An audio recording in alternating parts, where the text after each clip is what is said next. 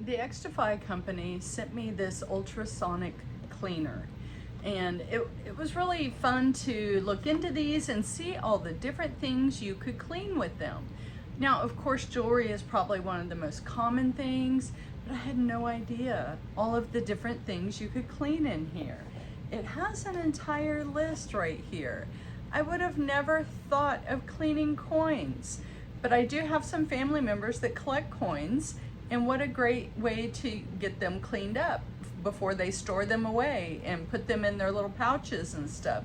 This has got baby pacifiers, dentures. You know, there's so many different things that you can clean in this that I had never even considered. So I'm really excited with all the options. So let me show you how it works. It did come with the instruction book, the how-to, the user manual.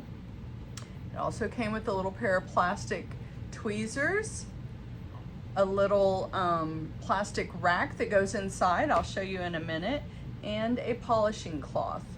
These work great, especially on silver. So let me lower my camera and show you here. So I already have the rack inside. See that little plastic rack, and I already have some jewelry on it, and I already filled the water. It does tell you the max fill line, not to go above that line, and then you add what type of cleaner you want depending on what you're cleaning. So they do have jewelry cleaner you could add to this. If you're cleaning just a pacifier or something, you could add a little bit of soap. You know, there's a lot of different things you can add depending on what you're cleaning. And then you just push this button right here on the front. There it goes. Now, if you want to adjust the time, it has pre-timed settings, and your user manual tells you how many minutes you need. I had it set for jewelry, which was 380 seconds. There's also a setting for just cleaning basic simple items like glasses. So yeah, you can touch this timer to change the timing depending on what you're cleaning. But this will automatically shut off when it's done, and then I will show you the results. Okay, and it just shut off. As you can see, it's not going any longer. So let me open this up.